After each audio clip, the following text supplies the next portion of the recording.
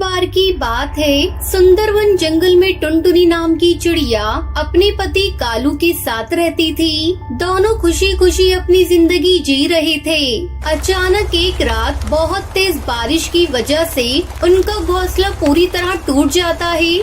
अरे नहीं, ये क्या हो गया? हमारा घर तो बुरी तरह टूट गया। नया घर बनाने के लिए हमारे पास पैसे भी नहीं है। अब हम कहाँ जाएंगे, कहाँ रहेंगे?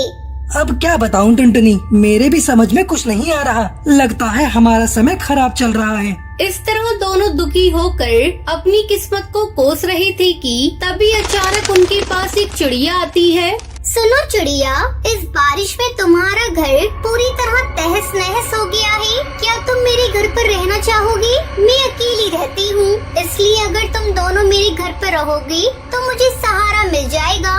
उस चिड़िया की बात सुनकर टुनटुनी और कालू बहुत खुश होते हैं और दोनों उस चिड़िया के घर में रहने के लिए तैयार हो जाते हैं। उसके बाद टूनी चिड़िया दोनों को घने जंगल में ले जाती है। अरे बहन, आप हमें इतने घने जंगल में लेकर क्यों आई हो? ये जंगल तो बहुत ही डरावना लग रहा है। डरो मत, यहाँ तुम्हें कोई खतरा नहीं है। बस यही पास में नदी किनारे मेरा घर है। फिर थोड़ी देर बाद वो तीनों नदी किनारे पहुँच जाते हैं। तभी टुनटुनी को वहाँ मिट्टी से बना एक बहुत बड़ा घर दिखाई देता है। अरे ये क्या? ये तो एक मिट्टी का घर है। यहाँ रहने में बहुत मजा आएगा। कालू भी मिट्टी से बने घर को देखकर बहुत खुश होता है और अपनी पत्नी के साथ वहाँ रहना शुरू कर देता है। इस तरह कुछ दिन बीत जाते हैं। फिर एक दिन टुनटुनी नदी किनारे कपड़े धोने जाती है, लेकिन तभी वो देखती है कि टूनी चिड़िया नदी के किनारे बैठकर एक बड़ी सी तलवार को पत्थर के ऊपर धार लगा रही थी। अरे टूनी बहन, इतनी बड़ी तलवार आपके पास कहाँ से आई और आप इसे धार क्यों लगा रही हो? टुनटुनी, मैं इस तलवार से लकड़ियाँ काटती हूँ, लेकिन लकड़ियाँ तो पक्षी कुल्हाड़ी से काटते हैं ना? नहीं नहीं टुनटुनी, मुझे तो तलवार से लकड़ियाँ काटने की आदत है। अच्छा, अब मैं चलती हूँ। आज मुझे जंगल से बहुत सारी लकड़ियाँ काटनी है। इतना कहकर टूनी अपनी तलवार उठाकर वहाँ से चली जाती है। फिर अगले दिन, सुनो, मुझे यहाँ बहुत डर लग रहा है। कल वो टूनी नदी के किनारे बैठकर तलवार को धार लगा रही थी। अरे तो इसमें घबराने की क्या बात है? तुम तो छोटी छोटी बातों से डर जाती हो। हमें इतना अच्छा घर रहने के लिए मिला है और तुम हो कि बेकार की बातों को लेकर बैठी हो। इस तरह कालू टुनटुनी को समझा बुझा कर शांत कर देता है। लेकिन फिर एक रात टुनटुनी अपनी खिड़की से देखती है कि भूतिया टूनी चिड़िया की आत्मा पक्षियों को मारकर उनका खून पी रही थी। मजा आ गया। कितने दिनों से मैं अपना शिकार नहीं कर पा रही थी। उस टुनटुनी और कालू कौवे की वजह से, पर आज पेट भर के खाऊंगी। ये देखकर टुनटुनी बहुत डर जाती है। फिर वो एक तांत्रिक के पास जाकर उसे सारी बात बता देती है। तांत्रिक अपने काले जादू की किताब खोलकर मंत्र पढ़ने लगता है। थोड़ी ही देर में उसे सारी सच्चाई का पता चल जाता है। बेटी, वो कोई साधारण चिड़िया नहीं है। असल में वो पक्षियों को मारकर खाने वाली एक भूतिया चिड़िया की आत्मा है। मेरे पास आकर तुमने बहुत अच्छा किया, वरना कल वो अपनी तलवार से तुम दोनों को मारकर खा जाती। तांत्रिक की बात सुनकर टुनटुनी डर जाती है। लेकिन तुम फिक्र मत करो, मैं इस भूतिया टूनी चिड़िया की आत्मा को ठिकाने लगा दूंगा। चलो मेरे साथ। फिर टुनटुनी तांत्रिक को उस मिट्टी के घर के सामने ले जाती है। तभी वहाँ कालू आ जाता है। टुनटुनी कालू को सारी बात बता देती है। तभी वो तांत्रिक मंत्र पढ़कर एक बड़ा सा धागा उस मिट्टी के घर के चारों तरफ बांध देता है।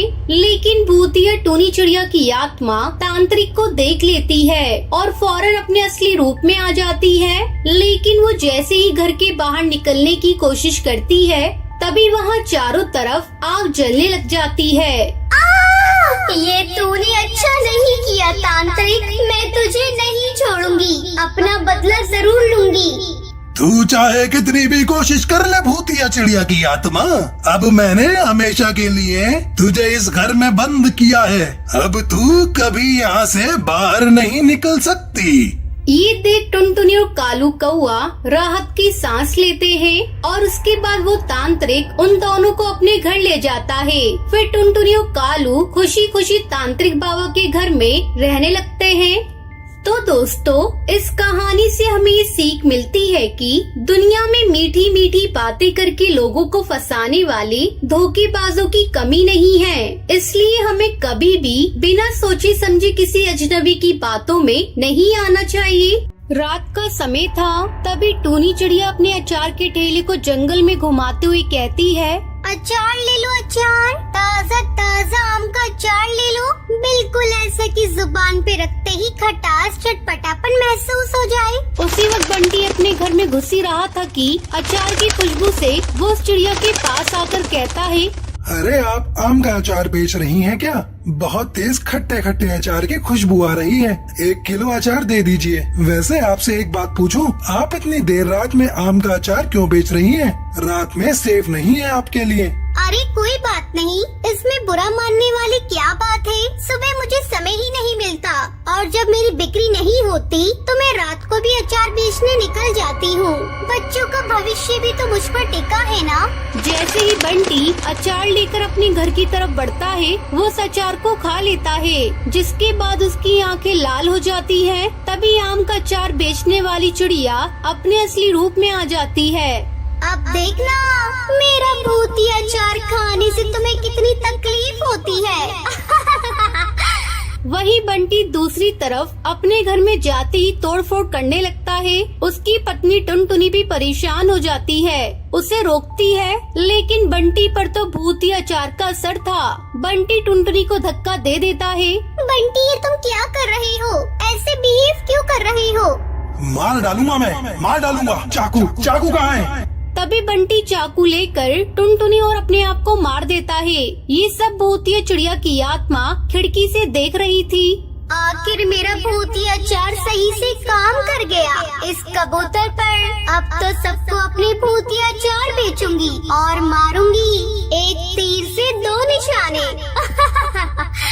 अगले दिन फिर से शाम को वो अपना भूतिया अचार बेचने निकल जाती है। अचार ले लो अचार, ताज़ा ताज़ा आम का अचार, जो खाए ना पछताए। सस्ता है, आम का अचार बिल्कुल सस्ता है। ये कहकर वो पक्षियों को अपना भूतिया आम का अचार खिलाकर मारने लगती है। इस तरह सबको मार डालूंगी। ठीक नहीं किया तुम सब पक्षियों ने मेरे साथ, बदला लेकर ही रहूंगी तुम सबसे।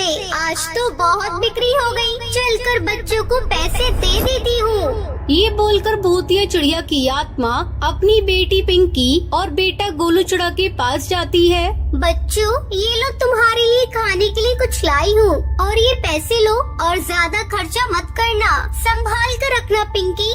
ऐसे ही काफी दिन गुजर जाते हैं। एक दिन वो कड़कनाथ सेठ के घर भूतिया अचार लेकर पहुंच जाती है। साहब, अचार ले लीजिए, आम का बढ़िया बढ़िया अचार है। ऐसा अचार आपने कभी नहीं खाया होगा। अरे क्यों मेरे कान फाड़ रही हो? नहीं चाहिए अचार। मेरे पास आम के इतने पेड़ हैं कि मैं खुद आम का अचार बनाकर खा सकता हूँ। लेकिन मैं तो तुझे आम का अचार जबरदस्ती खिला कर रहूंगी। ये देख, तुझसे मिलने कौन आया है? तू टूनी, तुझे तो मैंने मार डाला था ना। और आज मैं तुझे मारने आई हूँ, चल मेरे साथ। ये बोलकर वो कड़कनाथ सेठ को पकड़कर जंगल में ले आती है। उसकी आवाजें सुनकर जंगल के सब पक्षी वहाँ इकट्ठा हो जाते हैं और बोलते हैं, अरे भूतिया चिड़िया की आत्मा, तुम क्यों मार रही हो इस भले पक्षी को? ये कोई भला पक्षी नहीं है, नफरत तो मुझे तुम सबसे भी है। कुछ को तो मैं मार चुकी हूँ, अब इसे भी मार डालूंगी। 1 महीने पहले ही इसने मुझे बड़ी बेरहमी से मार डाला था। ये बात तो तुम सब जानते ही होंगे। मैं कितनी गरीब थी, कैसे कैसे अपने दोनों बच्चों को पाला करती थी। फिर मेरे आसपास का झाड़ू पोछे का काम भी छूट गया। तभी मैंने सोचा कि अचार बनाकर बेचूंगी, जिससे मुझे 2 पैसे आएंगे और इन पैसों से मैं अपने बच्चों का पेट पाल सकती हूँ। लेकिन मेरे पास आम के अचार बनाने के भी पैसे नहीं थे। फिर मैंने कड़कनाथ सेठ के खेत में इतनी आम के पेड़ देखे कि मुझे लगा अगर इनमें से मैं कुछ आम गायब भी कर लूँ तो उसे क्या पता चलेगा। तो 2-3 बार मैंने हर रात उसके आम के बगीचे से आम को चुराया और उसका अचार बनाकर बेचा। एक दिन कड़कनाथ सेठ अपने पेड़ों को देखकर कहता है, अरे मेरे आम कहाँ गायब हो गए? लगता है किसी ने मेरे आम तोड़े हैं। आज रात मैं यहीं रहूंगा। उसी रात कड़कनाथ सेठ डंडा लिए अपने पेड़ों की पहरेदारी कर रहा था। तभी टूनी आम चोरी करने के लिए जैसे ही तोड़ती है वो उसे देख लेता है और जंगल वालों को बुलाकर कहता है, अरे देखो देखो कैसे मेरे आम हर रात को ये चुराया करती थी। आज मैंने इसे रंगे हाथों पकड़ लिया। ऐसी चोरनी को हमारे जंगल में रहने की कोई जरूरत नहीं है। ये सुनकर सब पक्षी पत्थर से टूनी चिड़िया को मारने लगते हैं। वो अपनी जान की भीख मांगती है पर कोई उसकी नहीं सुनता। मुझे मार डाला, अब मेरे बच्चों को कौन देखेगा? छोड़ूंगी नहीं कड़कनाथ तुझे। अब भूतिया अचार खिलाकर सबको मारूंगी। तभी मैंने जादू से भूतिया अचार बनाया।